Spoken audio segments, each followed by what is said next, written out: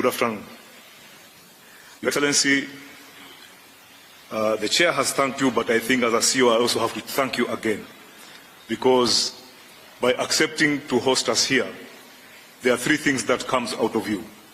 One, it shows you openly that you are the patron in the fight against corruption. Second, you believe in the institution of the Eacc. And third, you believe in the capacity and ability of the Eacc staff. The Eacc is currently implementing its strategic plan for 2023-2025, focusing on asset tracing as a main pillar of deterrence against corruption. Asset tracing and recovery of corruptly acquired assets, Your Excellency, and unexplained wealth extinguishes directly the benefit obtained through corrupt activities. This strategy helps to create necessary deterrence as envisioned in the United Nations Convention Against Corruption, which Kenya is the first country to have signed that convention almost 20 years ago. Your Excellency, today we are here. We are gathered to witness the handing over of about 35 titles, measuring approximately 18.71 acres with a total value of about 5 billion shillings. Your Excellency, for your information, there are other titles that are in the process, and maybe soon we'll be back here, through your blessing, to have another occasion like this.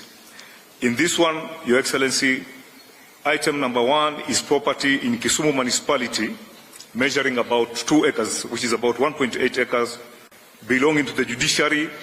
You can imagine grabbers went to the judiciary to steal their land.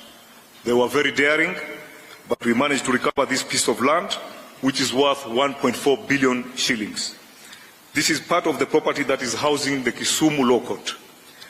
Second one, Your Excellency, are 3 properties in Eldoret town, measuring 3.25 acres, with approximate value of 1.2 billion, which are in favor of the Cabinet Secretary, National Treasury, as a trustee of the National Police Service.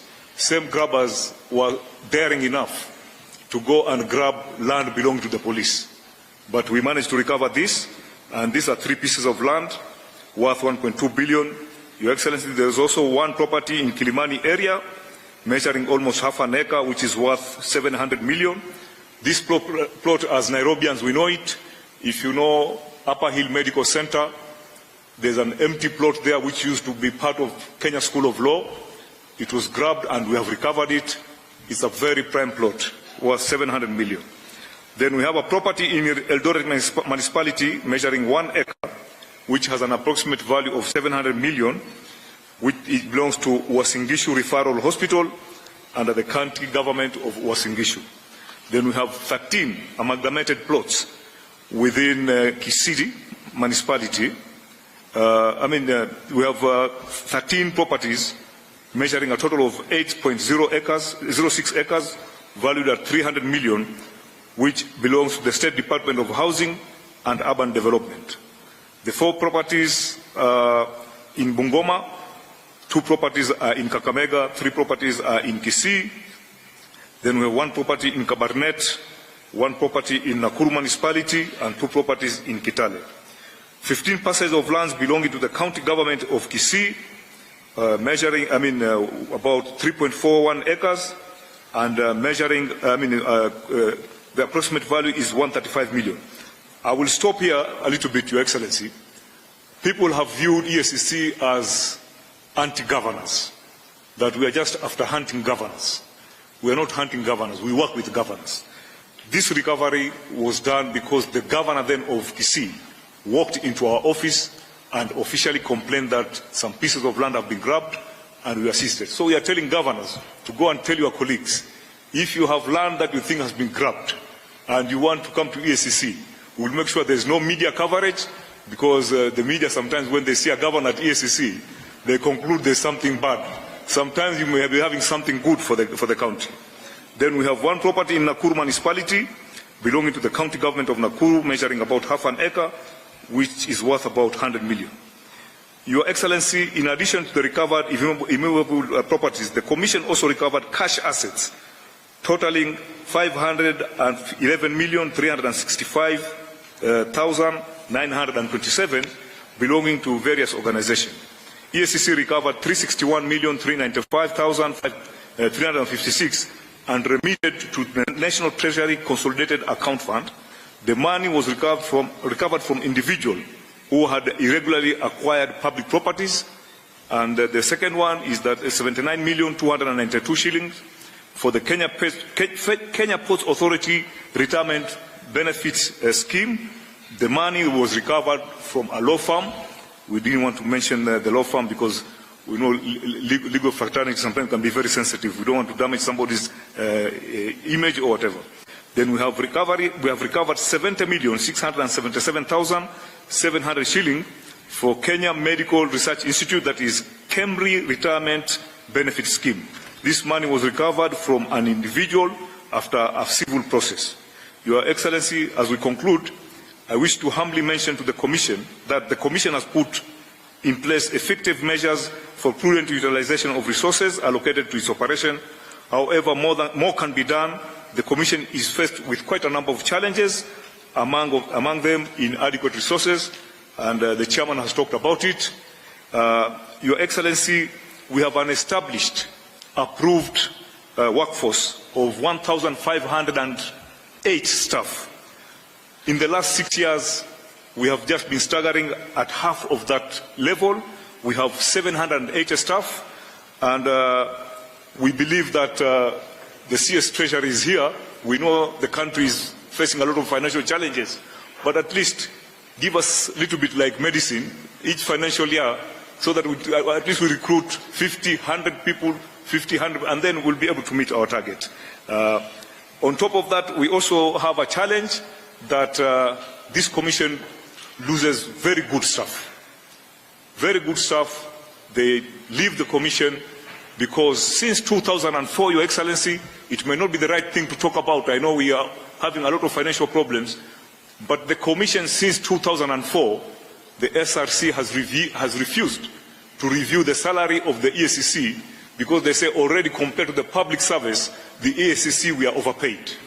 But it is having a very negative effect. As I'm talking to you, as I'm here representing, last week, a very good investigator was poached by the central bank.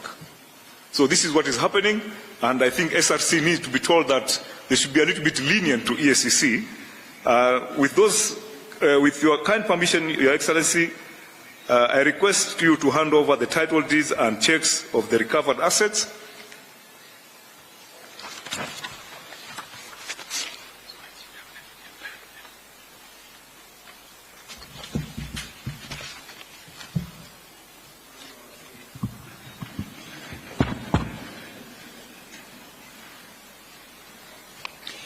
Your Excellency, sir, with your kind indulgence and gracious permission, permit me now to invite the Chief Executive Officer of the Eacc, accompanied by the Chair, to facilitate the handover.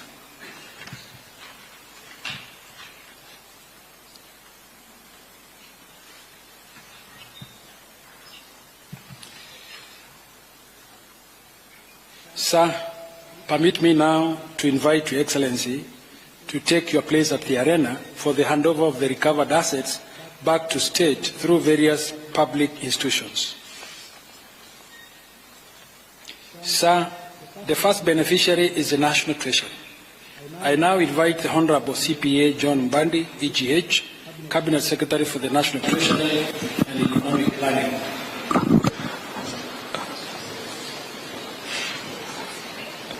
Your Excellency, this title is for specifically judiciary, but all government titles are under the Treasury Secretary. Yes. So maybe, may I request to have the registrar of... Yes. They all go under his custody, sir. Very good. Yes. John? And Chief Registrar. Yeah. Now you have back your title.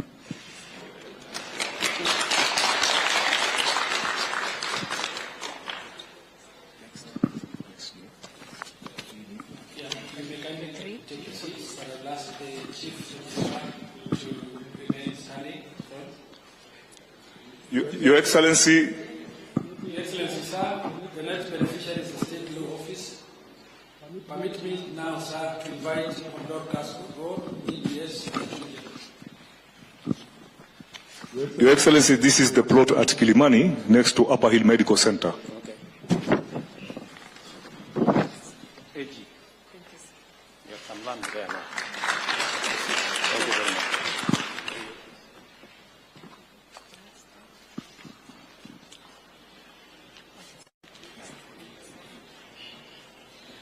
Excellency, sir, I now invite Mr. Gilbert, Mr. Lanat, MBS, OGH, Deputy Inspector General National Police Service, on behalf of the National Police Service. I also invite Honorable Dr. Jonathan B. EGH, Governor of Ceremonial County. Your Excellency, these are 3 titles belonging to the Kenya Police for Eldoret. Okay. Very good.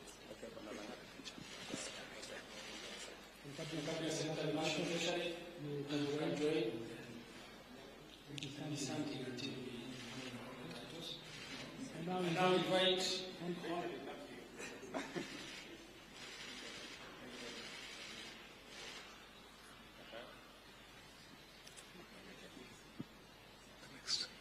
now invite Honorable Susan Kehika, EGH, Governor of Ruto County.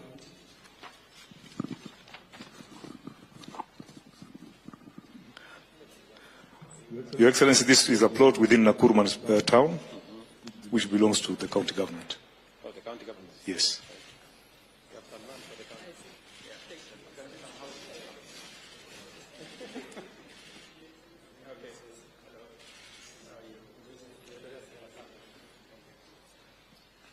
I now invite Mr. Charles Kinga, CBS,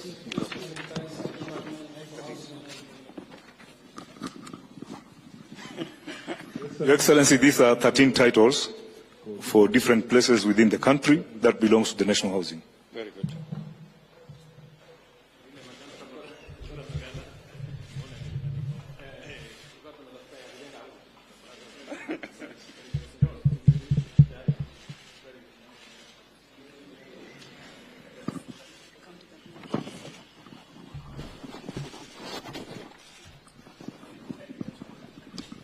I now invite Mr. Samson Kiwagusi, OGW, Principal Secretary of the National Treasury. Umwambie hizi akisia.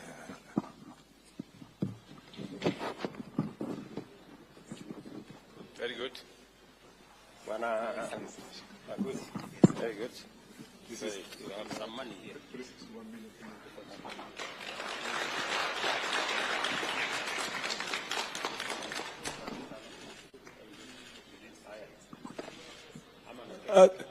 Just a minute. The said amount, Your Excellency, is 361,395,356.55 cents. Thank you, sir. I now invite Mr. Geoffrey Kabate, Chairman Board of Trustees, Kenya Ports Authority Retirement Benefit Scheme.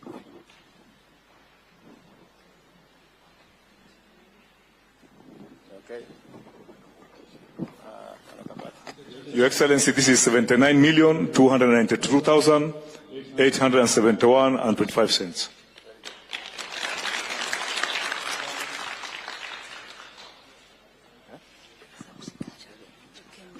I now invite Mr. Edwin Bett, Chairman, Kenya Medical Research Institute, Cambridge Retirement Benefit Scheme.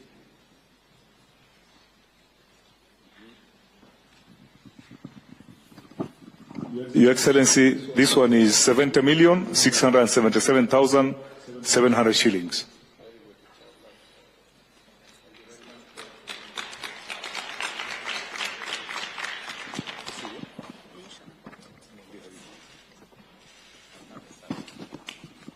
Your Excellency, we have 15 titles for Kisii County. The governor has apologized; he was not able to attend, and we shall pass them to the Kisii County. These are 15 parcels of land.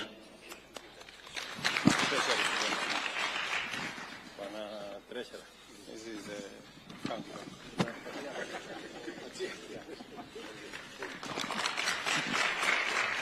We're done. Your Excellency, we are done.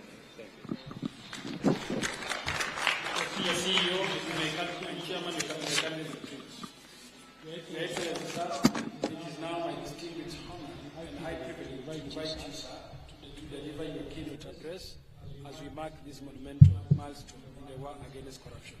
I thank you, Your Excellency.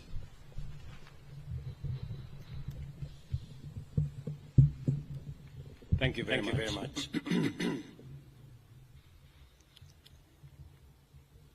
Ladies and gentlemen, welcome to you all as we witness the handover of assets that were corruptly acquired, now being returned to public entities and county governments. This event marks a significant milestone in our nation's fight against corruption. The efforts made and the progress achieved in promoting good governance are undeniable and highly commendable. The government remains resolute in eliminating opportunities for corruption and abuse of office, and in ensuring that the corrupt do not enjoy the proceeds of their illicit actions. I recognize that good governance is a key factor in the success of the bottom-up economic transformation agenda. Governance is crucial for fostering an environment conducive to socio-economic transformation. To realize our aspirations, we must all strengthen our commitment to the rule of law, enhance access to justice, promote national values and principles of governance, and protect fundamental rights and freedoms. Enforcing zero tolerance to corruption is essential for the attainment of all these goals. To achieve this, the government is committed to further strengthen our anti-corruption institutional framework. In this regard, the enhanced implementation of the National Ethics and Anti-Corruption Policy, Sessional Paper Number 2 of 2018, is critical. Our aim is to significantly reduce the severity of corruption and the prevalence of unethical practices by providing a comprehensive framework to promote integrity and combat corruption in a sustainable manner. And that is why I believe in building the institutional capacity of EACC to forestall corruption before it happens and to deal with the challenges of corruption in a manner that is a whole of institution approach. I acknowledge the notable milestones achieved by the EACC in the fight against corruption, particularly through the recovery of corruptly acquired assets and unexplained wealth. Such successes play a vital role in deterring corruption by demonstrating that in the end, corruption is not worth the trouble, as the corrupt ultimately lose everything they have taken from the people. I therefore commend the EACC for recovering assets valued at approximately 28 billion over the last 5 years, including both cash, movable and immovable assets. The EACC has also effectively intervened to prevent the loss of public funds amounting to an estimated 41 billion by deploying various strategies to disrupt corrupt networks. Additionally, I am encouraged that the EACC is pursuing the forfeiture of unexplained wealth valued at Kenya shillings 59 billion through ongoing court proceedings against individuals whose assets and interests significantly exceed their non-legitimate sources of income.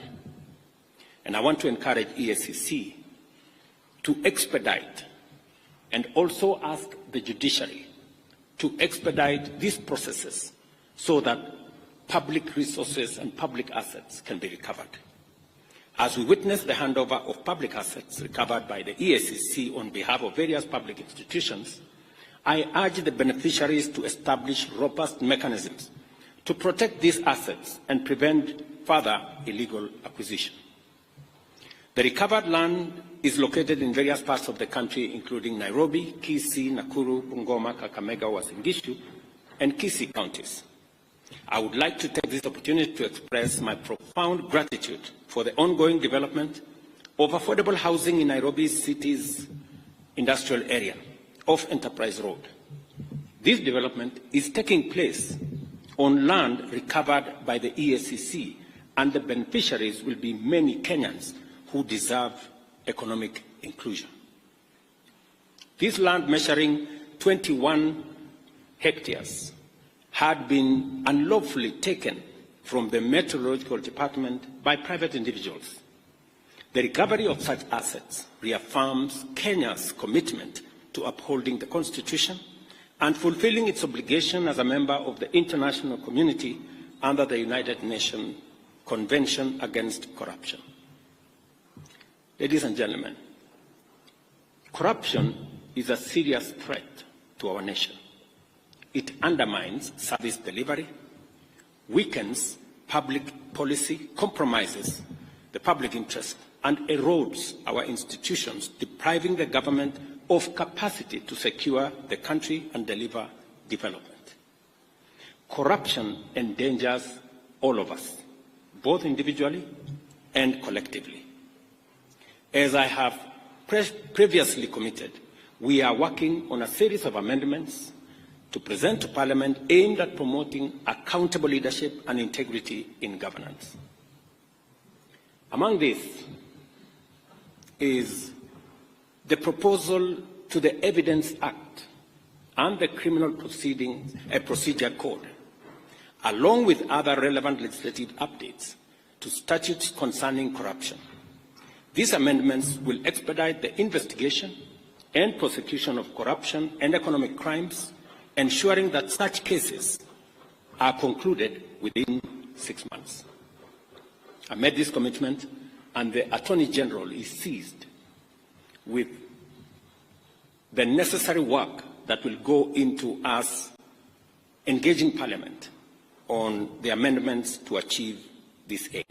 Additionally, we will propose amendments to the Witness Protection Act to revamp the statutory and institutional framework for protecting and incentivizing whistleblowers. These changes will enhance witness protection and make it easier and safer for citizens to report corruption and other criminal activities. We will also be proposing amendments to the Public Finance Management Act and the Public Procurement and Disposal Act. The goal here is to overhaul the institutional and operational framework of public procurement, which is the biggest challenge that we have. In fact, it's correct to say this is where the devil actually lives, which has been identified as a key area of corruption, conflict of interest, and abuse of office in the public sector.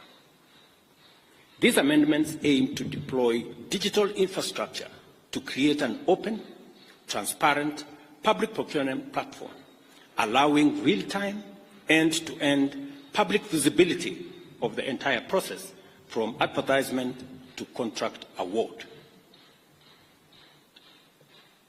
Number 4, I have engaged with parliamentary leadership and urged Parliament to swiftly pass the Conflict of Interest Bill. I am told there is a mediation process that is going on in Parliament, but I have told them with clarity that I will veto any bill that does not establish amendments have been introduced to water down what the original bill envisaged. We must do everything within our power to end corruption in every organization, at every level of government, and across all regions of our republic. To this end, everyone entrusted with public authority must be held to high standards of transparency and accountability. Parliament and all stakeholders must work together to strengthen the anti-corruption legal framework, ensuring the swift resolution of corruption cases. We must also foster partnership to raise public awareness of Chapter 6 of the Constitution, integrate anti-corruption education into school curriculum, and support grassroots organizations and citizen action groups in promoting good governance at every level. I commend the Eacc for its dedication in the fight against corruption, and I want to confirm to both the Chair, the Commission, and the CEO that they have my government's full support, and we commend you for what you have achieved. We know there are challenges, budgetary challenges, but the one item that I insisted that should not face the budget cuts that we were going through is the Eacc, because I know the importance and relevance of what you do in safeguarding public assets and public property. On a positive side, the officers that move from Eacc to join other government agencies is actually a testimony that you have some of the best, and that is why others come for them. Continue to train high-quality staff, even if you lose some of them to other government agencies, because the fight against corruption must not only be limited to Eacc, it must be an exercise of the whole of government, that we manage, deal, and eliminate corruption in its forms, all forms. Let me also assure you that I have heard what the CEO has said passionately about staff at the Eacc and what needs to happen. We will continue to look at the frameworks that exist, the salaries and commission is seized with all these matters, and we must continue to respect the salaries commission, because they help us manage the resources that we have within the exigencies of all the requirements that come from all departments. But taking into account what the CEO has said and what Eacc is doing in protecting public property, I think it is an engagement worth having with the Salaries Commission. So we will look at the opportunities available, and as we turn around our economy, and I'm very happy with the progress that we have made, we should be able to make additional resources available for Eacc to continue the good job that they are doing. I also want to state categorically that the other measures that we have proposed from the Evidence Act to Witness Protection Act to Public Procurement Act, these are time-bound, and I want to ask the Office of the Attorney General to expedite these pieces of legislation so that we can strengthen our legal framework in the fight against corruption and protect public property. I am a great believer in building these institutions and allowing the institutions to execute their mandate. The chairman here will tell you, who was my pastor before he retired, that I have never called him to tell him anything about what he is supposed to do with the corrupt, because I am a great believer that institutions should deal with their issues and manage the mandate that they have and deal with any matter, anybody, every person in the manner in which the law provides. Because at the bottom of the line is that we are a country of the rule of law, and each and every one of us must subject themselves to the rule of law. Otherwise, if we have different rules for different people, we will end up with the animal farm. And I don't think that is where we want to take our country. And so my ask also of our judiciary is to expedite the corruption cases, and indeed every other matter in court, in a manner that gives the country the opportunity to move forward, to make decisions, to recover what we can recover, and to allow the country to move forward. I know indicated to me the budgetary challenges that they have, and I think it's the case with all our other institutions. And it is a bigger statement as to what we need to do as Kenyans on how to make sure that we use the resources we have in a very prudent manner, and we also find ways and means of ensuring that we have sufficient resources and we account for them. Whatever taxes Kenyans pay, we must account for them so that we can have the opportunity to grow the pie for us to be able to meet all the expenses and all the budgetary allocations that are being requested of us from different institutions. I also wish to say that we should have a whole-of-government approach when we are discussing resources. And we must all be alive to the fact that resources are raised.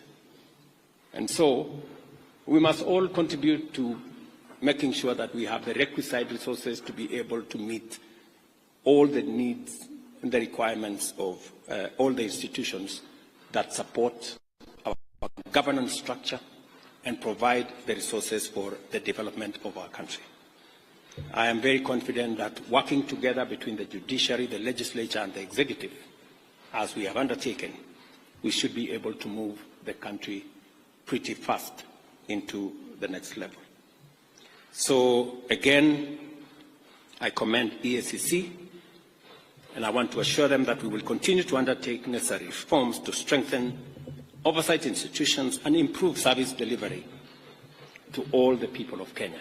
And I'm asking all arms of government to work together in concert to make sure that we not only raise the resources that are necessary for us to run the affairs of our nation, but resources raised must also be protected by all of us, making sure that we account for every tax that is paid for by the people of Kenya, and those who corruptly acquire them are made to pay, and assets and properties and resources recovered in the manner in which Eacc have done. So thank you very much. My very best wishes. And again to Eacc, congratulations.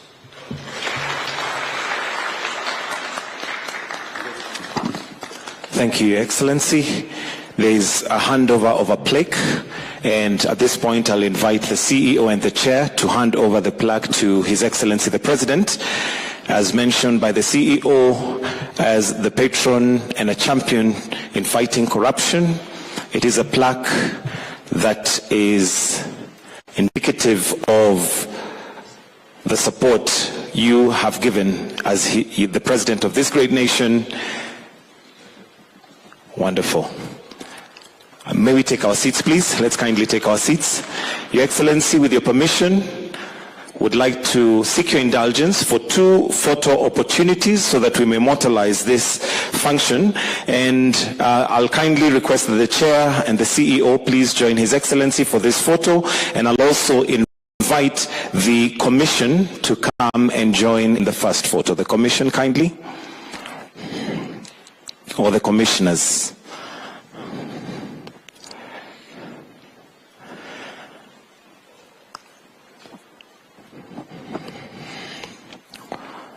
The next photo, we are going to be inviting those that have received some of the assets. We'll call them for this occasion beneficiaries as they hold them in trust.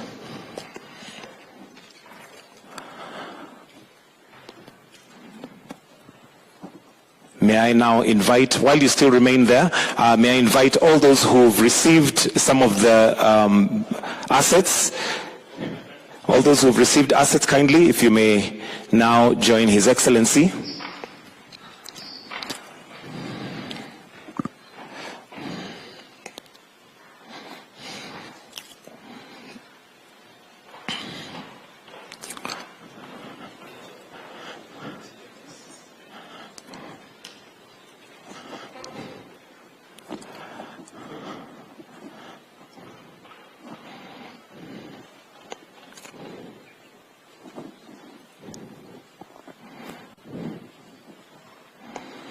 And with that, I'll request that we all retreat except His Excellency, the President, and I'll request that we all be upstanding as we now finish with the national anthem. The national anthem.